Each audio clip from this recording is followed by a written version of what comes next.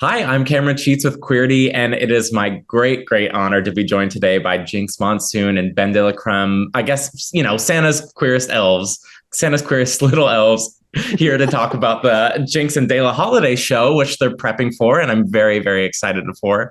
This is the fourth tour, right? But the fifth year you've done it as a show? It's the sixth year we've done some version of it, and the fifth version we've done it live.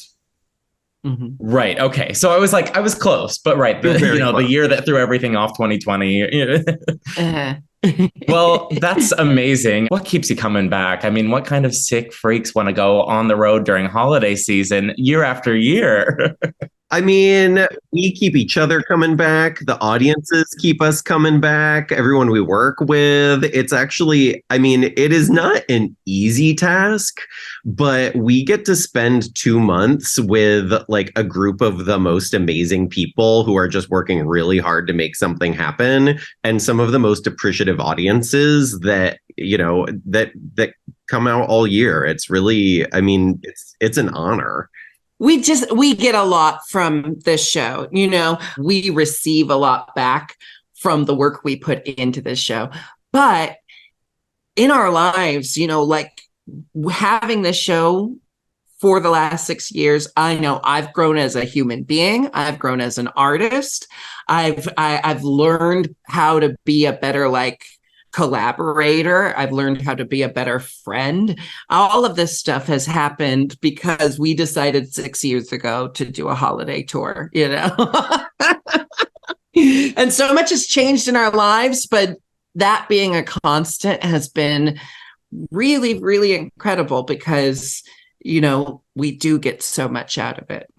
I mean, Jinkx, you mentioned growth, and I think I'll point this one to you first, DeLa. I'm curious now, having done this so many years, what are some things you've learned along the way that you've been able to apply to this year in particular? I mean, are there lessons? Are there things that you were like, oh, too ambitious, like let's scale that back or scale that up? I think Jinkx can attest to the fact that too ambitious has never been something that's come out of my, if anything, I'm like, let's think as huge and ridiculous as we can, and then we will find the solve. And I think that as the show has gotten bigger and the audience has grown and we've been able to gather more resources, that's just become more and more true.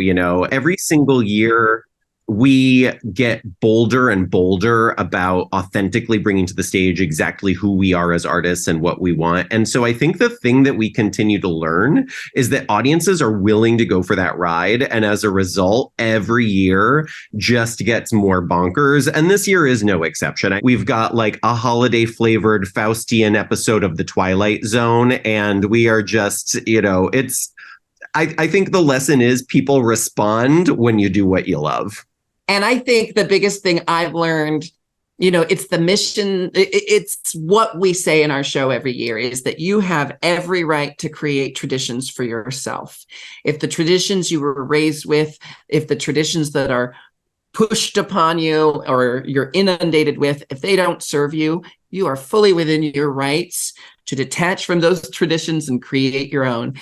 And that sensibility has gone into everything I do in my life. Like we get to create our own rules for, a lot of things, not everything, get to create your own rules for everything. We still have to share this planet, but the sense of just saying like, don't do something that doesn't serve you. Do the things that serve you and lean into that, because once you have agency over your life, that's one of the best things you can do for yourself is lean into what serves you. So I think we have all of just a few minutes left. We're going to just do like a quick kind of rapid fire. I'm going to throw off these prompts, these seasonal prompts, and I'll ask you to name a fellow queen from Drag Race, from anywhere, any queen you want to name that kind of best suits the prompt.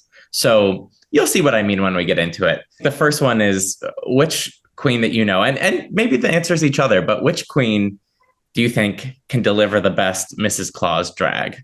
I think Ginger Minj already has. And if she hasn't, she should. I have never seen Varla Jean Merman do Mrs. Claus, but she is so chameleonic and willing to play the goofiest characters that I can see it in my head right now. Who do you think could be the best drag Grinch? Peaches Christ. Peaches Christ. Yeah, I was gonna Peaches Christ. Peaches Christ. She's already doing the makeup. And when she delivers a look, be it Chucky or Hellraiser, it is a fully fleshed out fantasy. She would deliver some gorgeous Grinch. Again, this could be each other, but which queen is the best gift giver? Maybe from personal experience. Bianca is a really great gift giver, but she doesn't, she always does it in a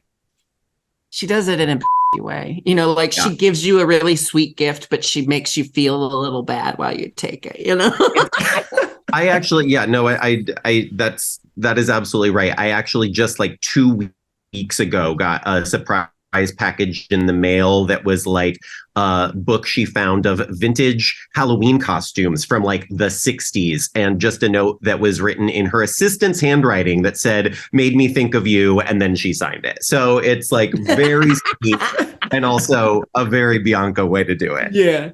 She once left, I admired a dress of hers, and we were sharing a dressing room, and then she left. She was done with her time in the dressing room, and she left the dress behind with a note on it that said, "Finally, you'll have something nice to wear." That sounds like her. Yeah.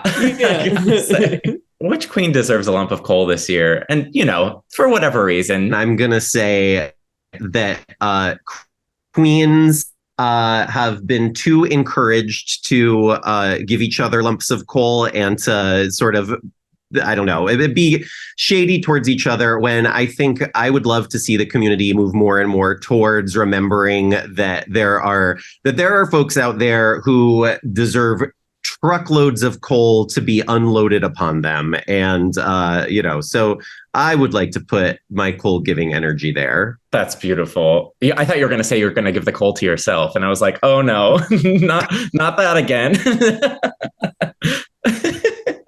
No, that's lovely, of course. A lump of coal that says DeLa on it. Yeah. I do think there are some queens who deserve lumps of coal. And I'm not going to name any of them, but there is a long-standing tradition, not just in the queer community, but when there is an oppressive power threatening a marginalized community, you will see members of that community try to align themselves with the power, thinking that they will get better treatment. And historically, once that oppressive power is done with the allies from within that community, they get the same treatment as everyone else in that community. So I have seen some examples of people, aligning with the oppressive powers, I think because they think it's going to get them some beneficial treatment. And I can't think of anything more anti-queer. The queer community I know is one for all for one. Which queen is the jolliest? Who's the jolliest queen of all? Well, it's not Jackie B. No, I want to say Tammy Brown, but jolly isn't the word for it. Oh, there's the perfect answer to this, and it's Latrice Royale. I think Tammy is as good an answer as any. I think Tammy's a pretty solid answer. Whatever the word is, she is, you never see her without that glowing smile upon her face. Latrice's laugh fills a room, and then everyone's laughing. So it might be a toss-up between them. I think if you go for archetypal jolly, it's Latrice. If you go for a person who is never not in a good mood, it's Tammy Brown. Okay, last one. Which queen do you think would definitely sleep with Santa to get on the nice list? Jinkx. Yeah. Well, it depends. No, Jinkx has no desire to be on a nice list now that I think about it. Who needs that? There's a lot of queens who are willing to degrade themselves. I don't feel like naming them. That's fair. Well, it has been such a pleasure talking with the both of you, especially, ahead of everything. You've got quite a journey ahead of you this holiday season, this end of year. And I'm so excited. I know everyone's excited to see the both of you. So, thanks for your time today, and break a leg. Have a blast out there. It's been great. Thank you. It was wonderful chatting Have with you. a great day. Thank you so much for watching. If you want to see more from us at Queerty, don't forget to hit that like and subscribe button.